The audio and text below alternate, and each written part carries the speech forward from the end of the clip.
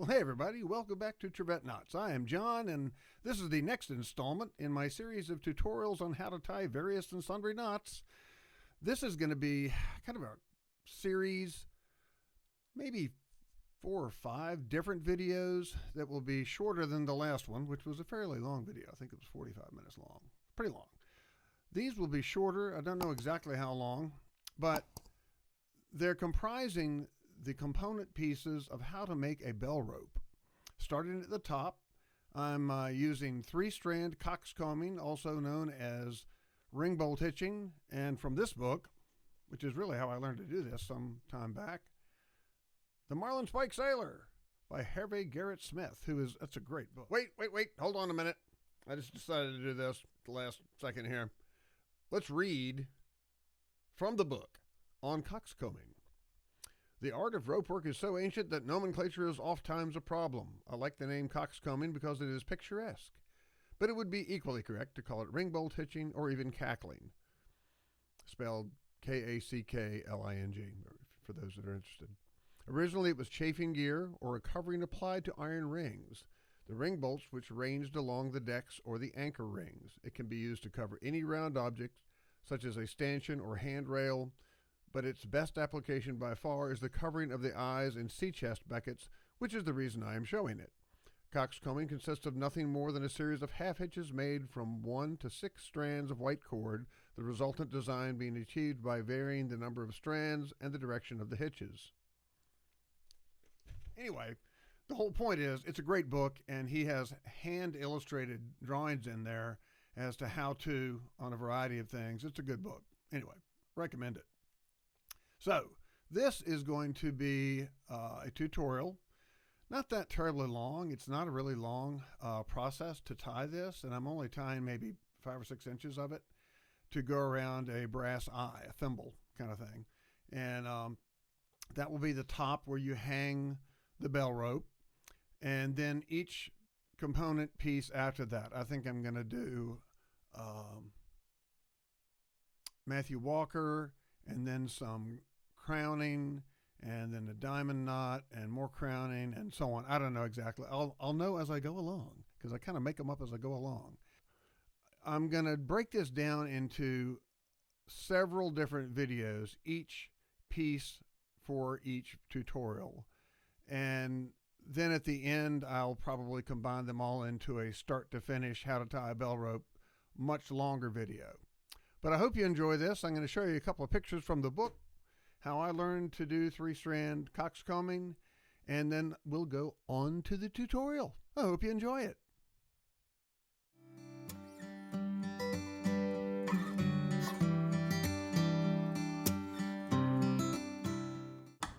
All right, so let's try tying some cockscombing or ring bolt hitching. It's 3-strand cockscombing or 3-strand ring bolt hitching. My core is, I think that's 4.5 millimeter flax, and this is 2 millimeter flax that I got from Edward DeWitt in Belgium. So here's how you do this. I usually start from my left, take that to the side, and we're gonna go around under it and back around it. So I've done a half hitch, right? 1 half hitch. Then the next one, we're going to go around from this side, this side, the other way, the opposite. Try another half hitch. It's just half hitches. So there is that one. And I go around this way. Once we get the first few done here, I'll show you as it starts to form up. The one that you're going to start with is always going to be the one that's the furthest away from you, and there will be 2 on that side. So that one.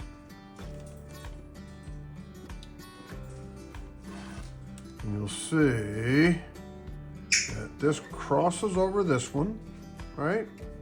And then when you pull this up, it's going to run parallel to the last one. And you can usually just kind of pull on it like that, and it'll cinch it right up. across, under.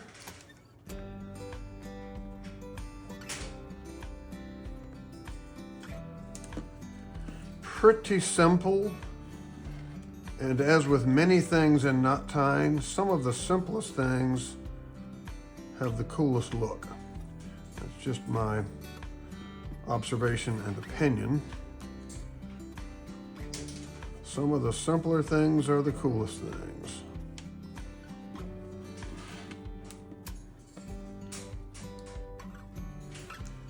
This is as straightforward as it gets.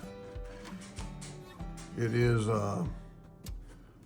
easiest to have this anchored on both ends. I'm probably, unless you're doing it around a wooden core, which would not necessitate that.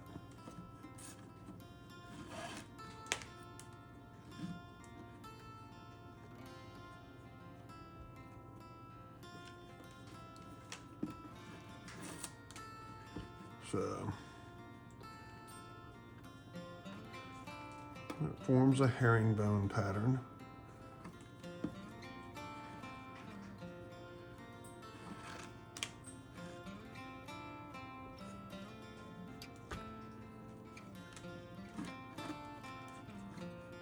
Ties up pretty quickly. It lays up pretty quickly.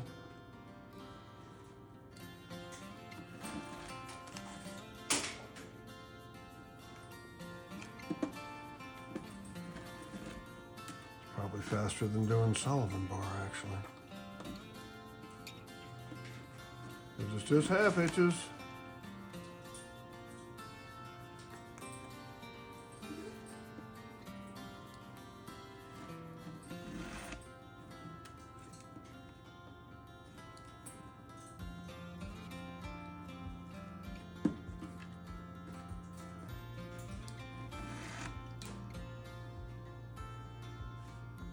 So I'm sure I mentioned this in the introduction, although I'm doing this before I did the introduction. This is the first in a series, whoops, hold on. The first in a series of component pieces in order of tying a bell rope, making a bell rope. I've only made a couple of bell ropes, although I've made a ton of like bell rope keychains, right? I've done a ton of those. There's another one. There's some just laying around that are, they're kind of cool. I mean, it gives you good practice for tying an actual bell rope.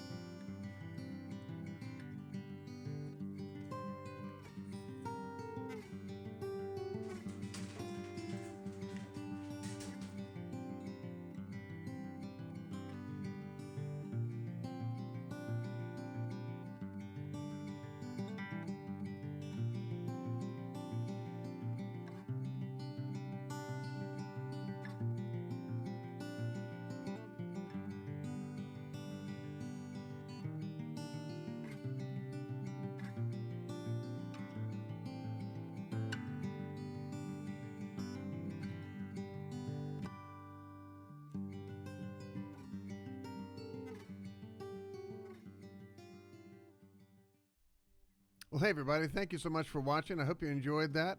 There's more coming specific to this Bellrope tutorial series, and we will see you then.